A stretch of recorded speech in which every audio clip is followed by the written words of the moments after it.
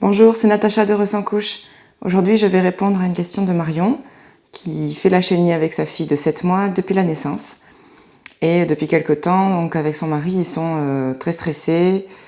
Voilà, donc ils ont pas mal laissé tomber la chenille. À la naissance, donc ils utilisaient un système de linge avec ceinture. Et donc, comme ils sont en location, maintenant ça les stresse parce que bien évidemment, leur fille bouge beaucoup plus, se déplace et commence à faire du quatre pattes. Et du coup, ils ont peur, quand il y a des pipis partout, de salir le mobilier. Pour la nuit également, elle bouge énormément. Donc là, elle a remis des couches avec un gros booster en fait pour que ça absorbe bien les pipis. Malgré ça, elle la change quand même 2 fois la nuit, mais les changes sont très difficiles. Sa fille se débat. Et voilà, donc, et elle peut pas lui laisser de linge imperméable sous les fesses parce qu'elle bouge énormément la nuit. Et du coup, il y a du pipi partout forcément, donc ça ne fonctionne pas comme ça non plus.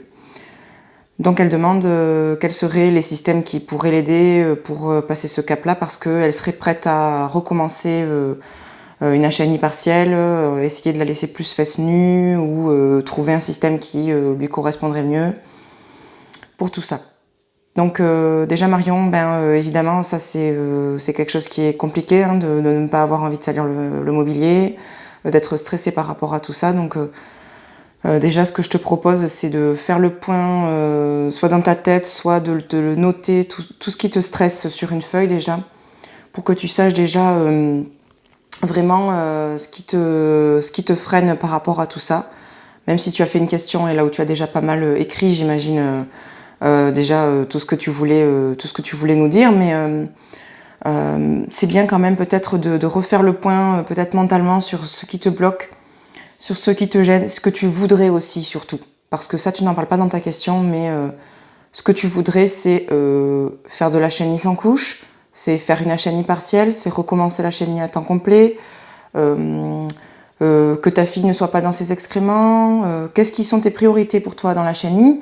Et si pour toi la chenille n'est pas une priorité, mais le faire à temps partiel ça te convient, et le reste du temps mettre des couches et laisser complètement tomber.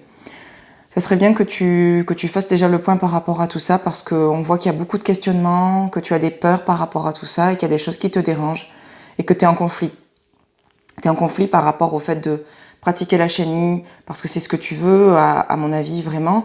Mais le fait de salir le mobilier, ça te convient pas du tout, parce que vous avez une location et que certainement, quand vous allez la rendre, tu veux que ce soit propre et tu veux récupérer l'argent que tu as mis là-dedans. C'est tout à fait légitime. Et ça, il faut, je pense, le poser clairement, consciemment, et être en accord avec ce qu'on veut, et faire un petit point sur ses priorités, j'ai envie de dire. Parce que ça, déjà, ça me paraît être quand même quelque chose d'important. Ensuite, par rapport au fait que ta fille fasse du quatre pattes et que ça soit difficile s'il y a beaucoup de pipi échappé, et tu voudrais trouver un système qui te convienne par rapport au change, j'imagine, parce qu'elle ne veut pas être changée, mais qui ne mette pas non plus du pipi partout. Donc j'imagine que du coup le linge avec ceinture ne te convient plus, que si tu lui mets ça, ça fait une mare de pipi par terre. Ça n'absorbe plus du tout, si je comprends bien le sens de ta question. Est-ce que tu mettais simplement le linge, tu peux ne pas y avoir pensé, mais est-ce que tu mettais simplement le linge sur une seule épaisseur avec la ceinture, parce que quand on met un linge avec ceinture, souvent c'est ce qu'on fait. On bloque simplement le linge sur une seule épaisseur, on le plie pas avec la ceinture, on le met, donc on prend un linge qui est rectangulaire, et donc il se place comme ça à la verticale sur les parties génitales de l'enfant, et donc on place la ceinture sur l'abdomen de l'enfant, et donc on coince le linge des deux côtés. Et donc en fait, dès qu'il y a un pipi, on enlève le linge et on en remet un autre de propre, et c'est hyper rapide. L'enfant peut même rester debout s'il a envie de se mettre debout, s'il n'aime pas être allongé. Et si on veut lui proposer de faire ses besoins, on décroche le côté au niveau des fesses, on le relève, on prend son bébé en position, dans la position qu'on veut, il fait ses besoins, hop, on remet le linge, et le tour est joué. Donc voilà, pour ceux qui ne connaissent pas ce système de linge avec ceinture, c'est très simple. Mais effectivement, donc, quand on place le linge sur les parties génitales de l'enfant, on le met sur une seule épaisseur. Il y a des linges qui sont plus grands donc, et qu'on peut plier. Et qu'on peut soit accroché avec un snappy, soit accroché avec une ceinture, soit noué, soit faire tenir avec une culotte imperméable. Parce que tu parlais de couches lavables et tu disais que tu avais utilisé des hamacs mais qui ne te correspondaient pas du tout parce que ça bougeait beaucoup et que les élastiques faisaient qu'il y avait des fuites.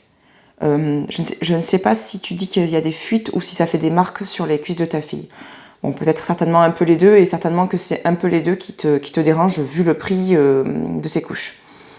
Oui, effectivement, enfin voilà, moi pour avoir parlé avec beaucoup de mamans qui mettent des couches lavables à leurs enfants, même sans pratiquer la chenille, effectivement, oui, les hamacs, c'est pas celles qui ressortent, moi, dans le... Voilà, si on devait faire des statistiques, c'est pas celles qui sont les préférées des mamans.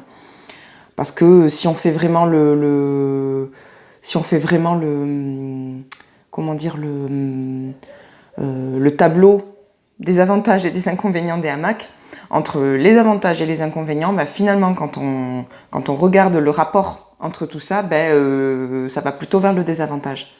Parce que elles sont quand même chères pour ce que c'est. Elles peuvent être jolies, c'est sûr, mais souvent il y a des fuites, ça bouge, ça fait des marques.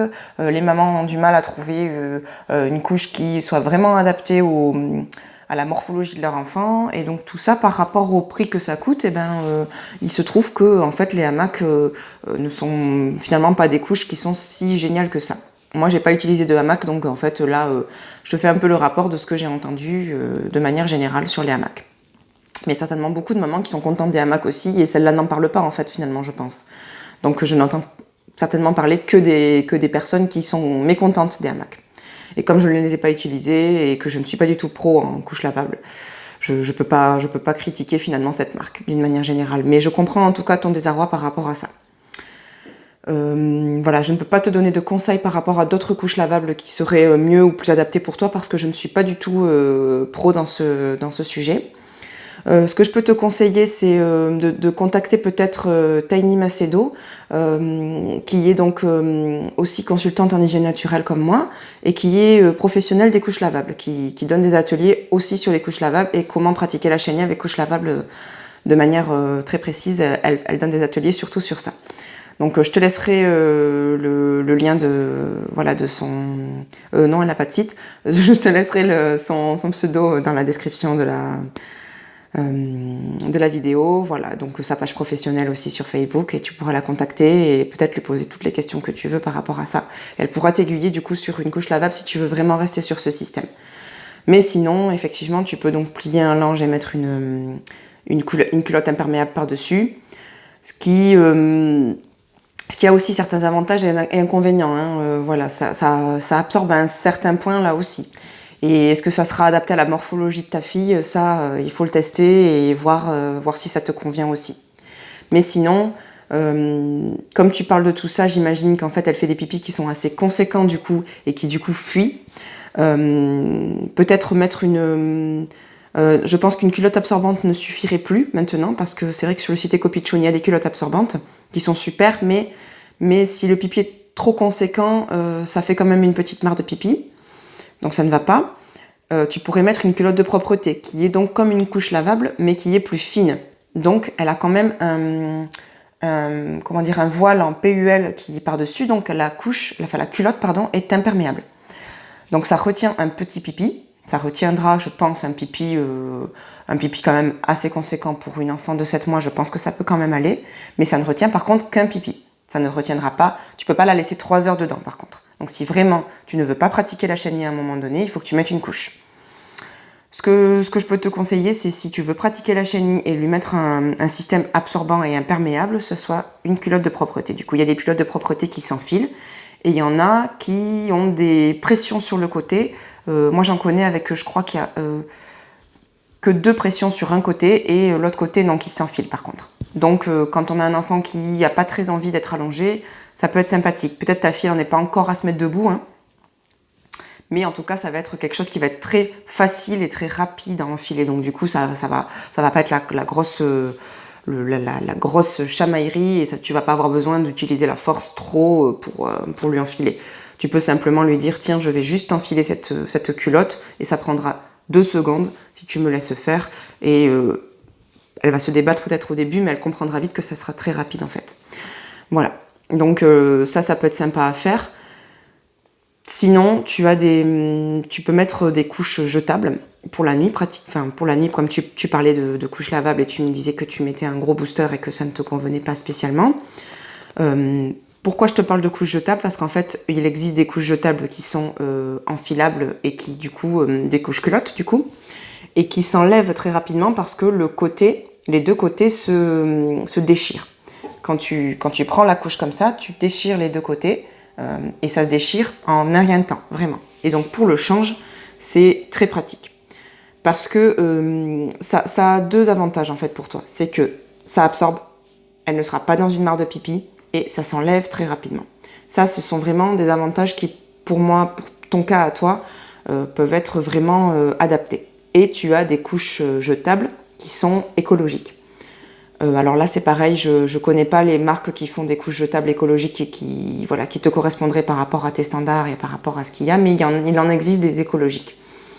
Je crois qu'il y a Bambo Nature qui fait des couches culottes écologiques.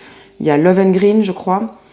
Et il doit y avoir Lilydou certainement, mais je crois pas qu'elles soient écologiques. Je pense qu'elles sont hypoallergéniques, mais je pense pas qu'elles soient écologiques. Donc tu peux te renseigner sur les sites qui vendent des couches écologiques et voir un petit peu le système qui te conviendrait. Donc déjà pour la nuit, ça peut être super sympa et c'est très facile à enlever et tu peux renfiler une couche par-dessus.